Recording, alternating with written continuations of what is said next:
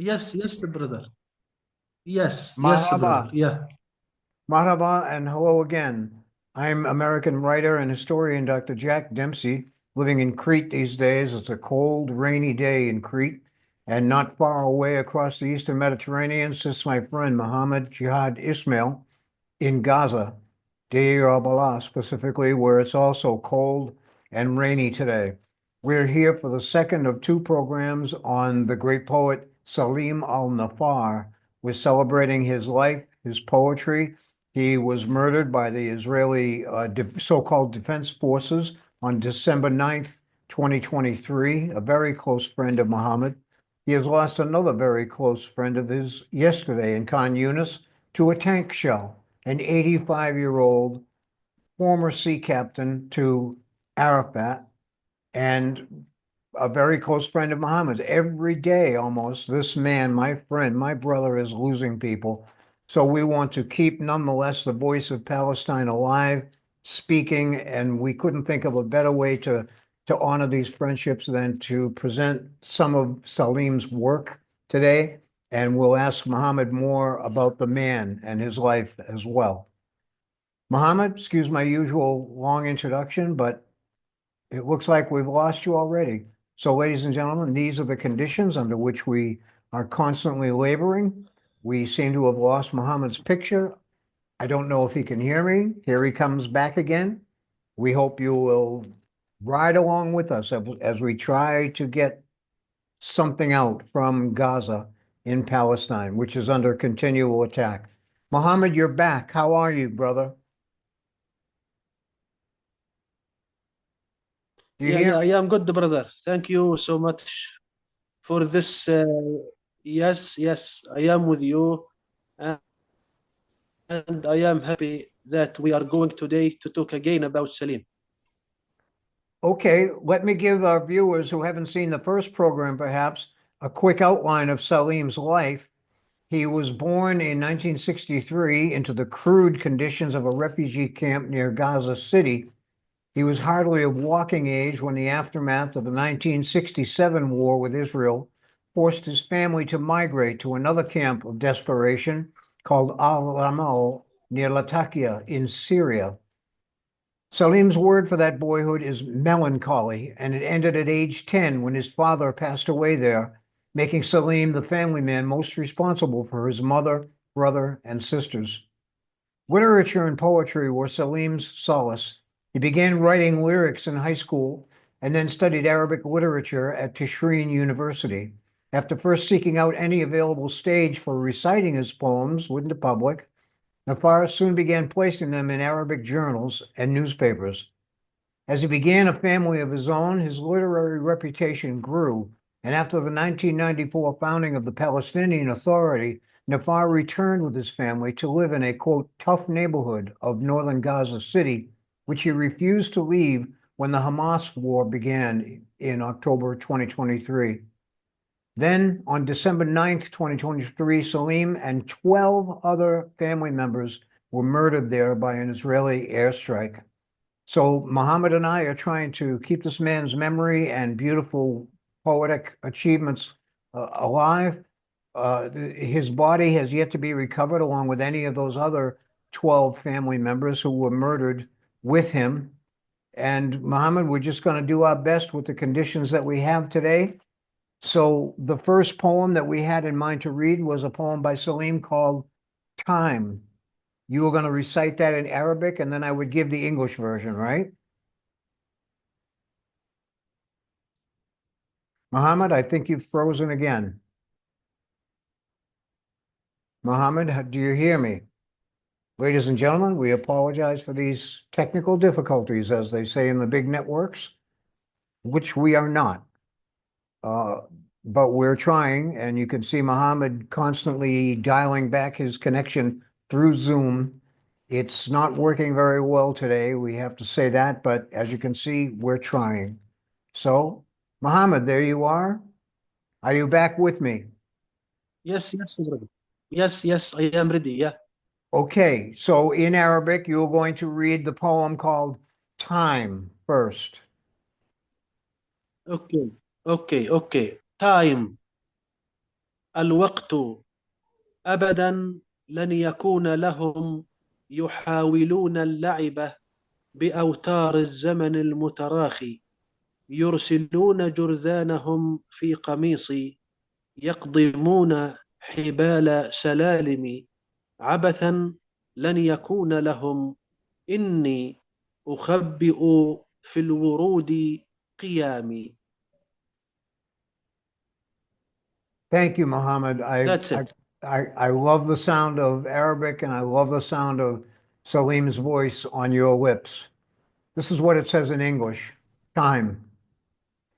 Never.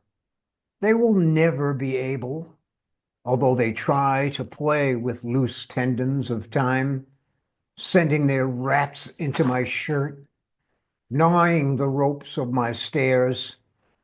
Futility. They will never be able. I am hiding my resurrection among flowers. And that is the poem, Muhammad. Anything you'd like to add about that work? Or perhaps you heard Saleem recite it once, or anything you'd like to add so far? Yeah. Most of these poems, I were personally the first receiver, the first listener, because always, whenever the poem is some sort of a draft, not totally ready, always Saleem was asking me to hear, and he was telling everybody that Muhammad is my first listener, Muhammad is my first critic. Yeah, so that's why I am proud of my friend. He was considering me as a critic, but I am not too much familiar with poetry, to be honest. Yeah, I am a historian.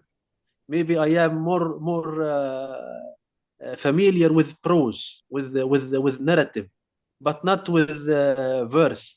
So Saleem was exaggerating when he was telling everybody that Muhammad is my first listener, Muhammad is my first critic.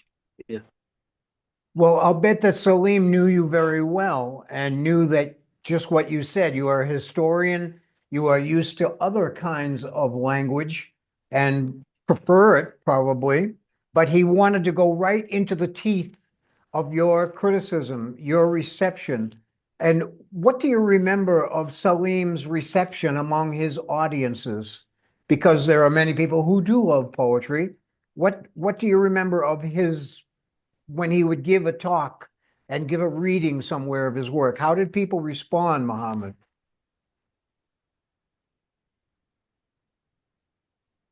And now he is. Yeah, Salim was talented in the reciting of. Salim was talented in his reciting for poetry. He was very skillful in that regard. I remember that always, whenever Salim is talking and reciting, we have 2 cups of coffee between us, and we have the smoke rising from the 2 cups. So we are talking, and between us we have the aroma of coffee. Yeah, and sometimes he was smoking his cigarette. So it was a mixture, coffee aroma, smoking, and the melodious poems of Salim. It was very brilliant memories. I am uh, I am longing to those memories. In fact, I miss Salim so much. Yeah. There's a great Western poet, Robert Graves. One time somebody asked him, why are more people not interested in poetry? And Graves answered, because the poets are not doing their job. The poets are not doing their job of raising powerful language to speak about the lives of people. Do you feel that Saleem did his job as a poet, Muhammad? Was he speaking to the people and did they respond to him?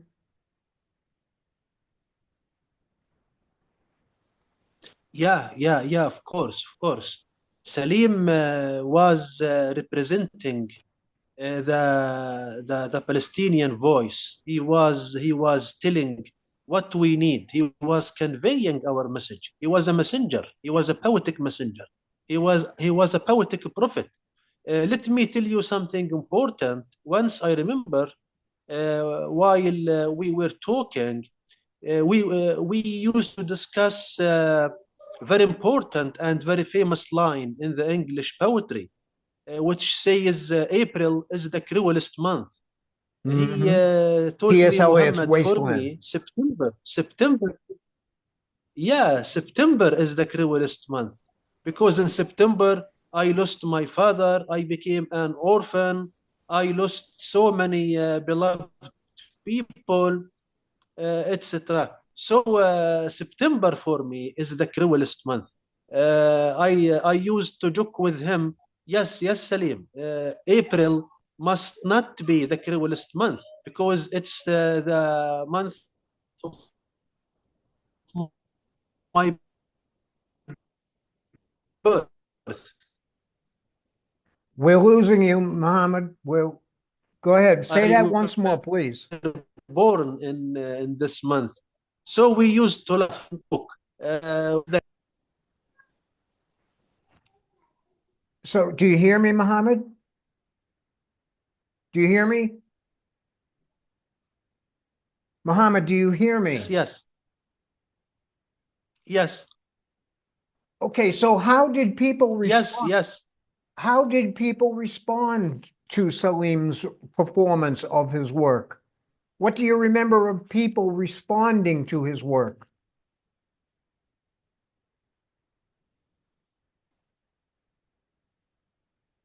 Yeah. People have responded with love. They used to love Salim. His popularity was very, very big in the Palestinian society. People all the time were writing him messages, sending him SMS, calling him on his mobile, inviting him to visit their schools, to visit their cultural clubs, to come to attend with his poetry and to recite his poetry. All the time he was busy. He was wandering along the geography of Gaza Strip, and from time to time he was going to West Bank. He was invited there to chant his poetry. He was busy all the time. In fact, he was busy all the time with his poetry, and all the people were inviting him because they wanted to enjoy the poetry of this great man. And I see that this young woman at a woman's school in Gaza is wanting to have a photograph taken of herself with Salim. They want to say, yes, I knew him, I met him, I have been with him, and I have seen him reading his poetry. And I have this other photo too, which we showed last time, of Salim performing his work. Muhammad, here's another question Yeah, for you. yeah, Salim, when Salim writes about suffering, when he writes about pain and painful situations in life, he is very quiet about it. He does not say very much about his pain. What do you think hurt Salim the most? What was it in Salim's heart that hurt his heart the most? yeah. Uh, if we want to talk about the entire career of Salim in poetry, we have to say that the major theme for his poetry was pain, was sorrow, was pessimism. He was very, very sad in most of his poems. That's why once I criticized him, I told him, Salim, you are another virgin from the Italian poet Giacomo Leopardi. Giacomo Leopardi was Italian poet famous of his blackness.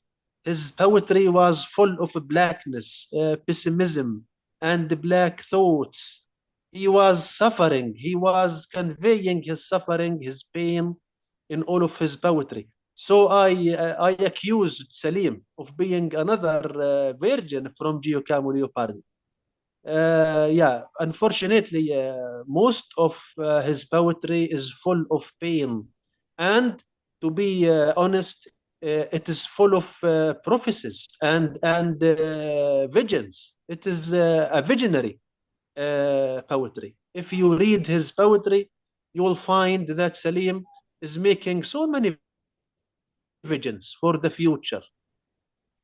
And Muhammad, though, in Salim's heart, what was the most difficult, the blackest, the saddest part of life for him? What hurt Salim the most?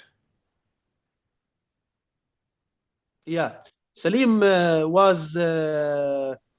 was believing that the worst is coming for the Palestinian people. He was reading the future. He was reading the future. He was predicting that we are going to encounter our worst days, our worst age. What happened to Gaza recently, the destruction, the genocide, all of these things were previously predicted by Salim. Yeah. So Salim was very, very sad and was very, very pessimistic because he used to believe that we are going to have a collapse for the Palestinian people, for the Palestinian cause. That's why he was not happy. He was not happy and sad. You knew him for more than 5 years, right? So do you know if Salim was participating in the Great March of Return in 2018? Did Salim come with the many people to the barrier around Gaza? And was he present at the protests, Mohammed? Did Salim march in the protest? Yeah. No, he didn't participate exactly like me. Yeah. Yeah, of course, I know him. I know him prior to the march. He didn't participate. Okay, let's go to the second poem, the poem called Death. All right. So read that, Mohammed, and we'll go Yeah, forward.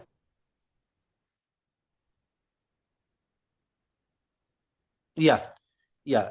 Death, موت كان قريبا مني وكنت أسميه بأسماء شتى.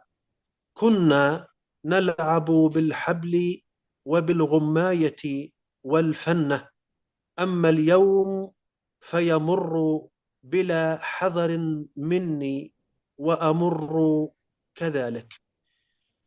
If you just give me one moment, I will talk about the title, موت. It is the meaning of death in Arabic, موت or موت.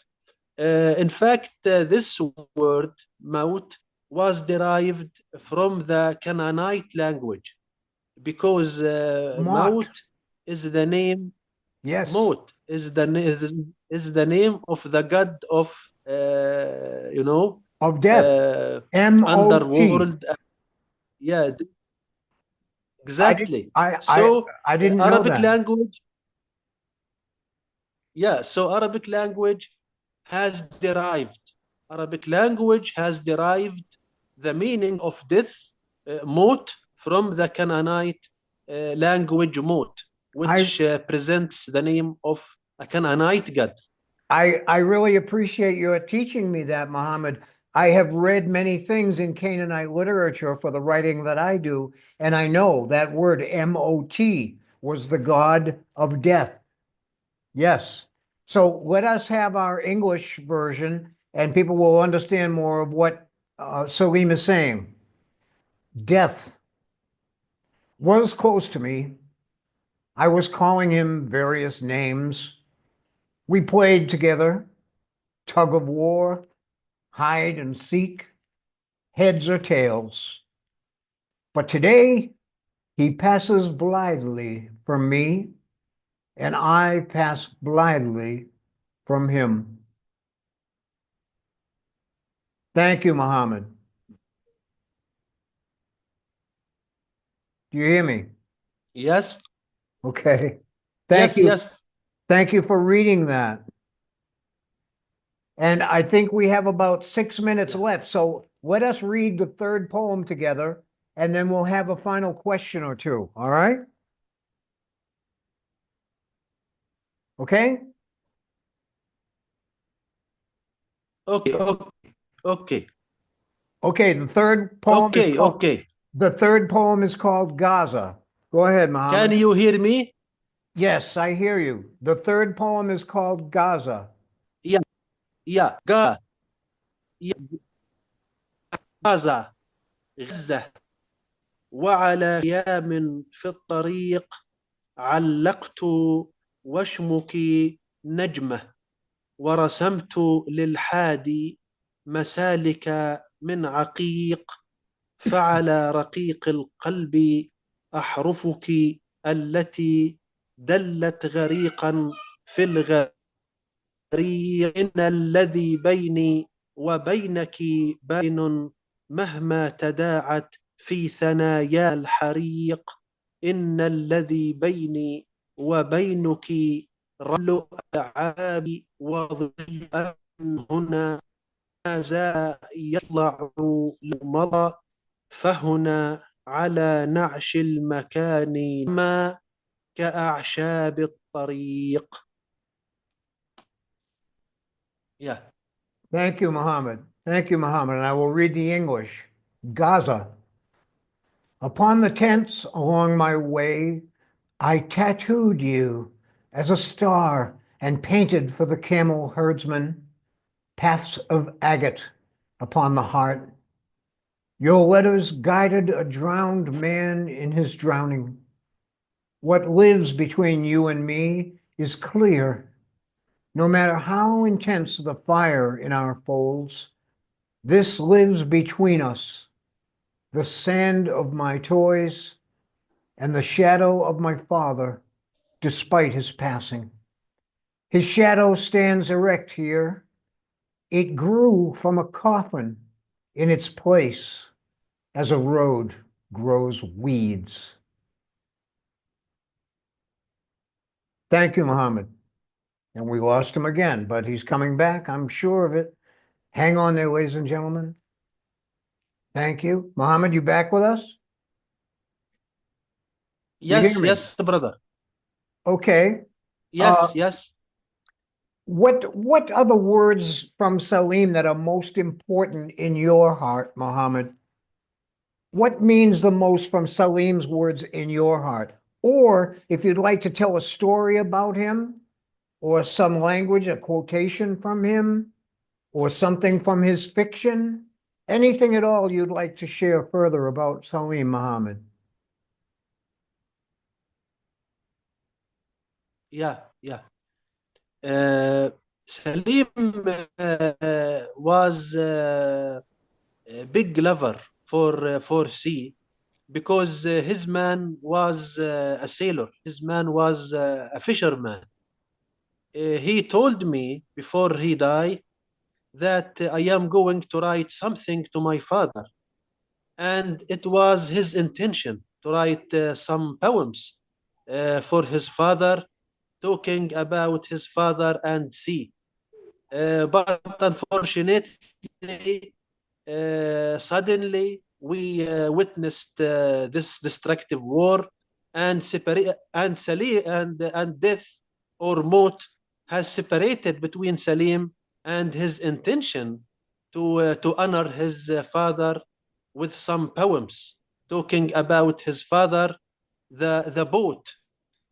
It was a blue boat, the blue boat of his father. He was a fisherman, as I told you, talking about his father, his memories with the sea, with the boat of his father. But unfortunately, his dream was not realized because death or Maut has separated between Salim and writing those poems. His And Saleem was only about 10 years old when his father died. They were living in the refugee camp in Syria. Right, Muhammad? I hope you're still hearing me. Muhammad, do you hear me? Yes, yes, yes. And Saleem was only about 10 years old when his father died in the refugee camp in Syria. So it was a great blow to his heart, I think, huh? Something that stayed with him. Yes, yes, but yeah, but he remember very well. He remember the boat of his father, the clothes of the fisherman. He used to accompany his father many times. Ah, This ladies and father gentlemen, I'm sorry you can't speaking understand Muhammad. The on signal board is of so his. bad. Go ahead. Go ahead, please. Muhammad. Well, this is a perfect metaphor, isn't it? We're trying to get poetry from the Palestinian world out into the world, and we can't do it because of this garbage that is definitely caused by Israel interfering and fucking around with our signal. And we really get tired of it. Muhammad, we only have another minute, I think. I want to thank you for sharing so much about Saleem today. And if you wish, we can do even more in his memory. Did you hear me okay? Well, ladies and gentlemen, I will tell Muhammad just that when I get back in touch with him on Facebook Messenger. That's the only other means of contact that we have. But I want to thank you, all of you, for tuning in, for helping us to honor Saleem al Naffar, his poetic achievements, and his life's work, which he lost in December 2023 due to an Israeli airstrike, which you might also call a murder. Thank you very much, ladies and gentlemen. I know Muhammad appreciates it too. And here he comes once again. Let's see if he has something to add, if he's able to. Muhammad, do you hear us? I suppose it adds a little drama to the program. Probably not, but what can I say? We do our very best. And I think we got the poems out there. Ladies and gentlemen, thank you very much. See you next time.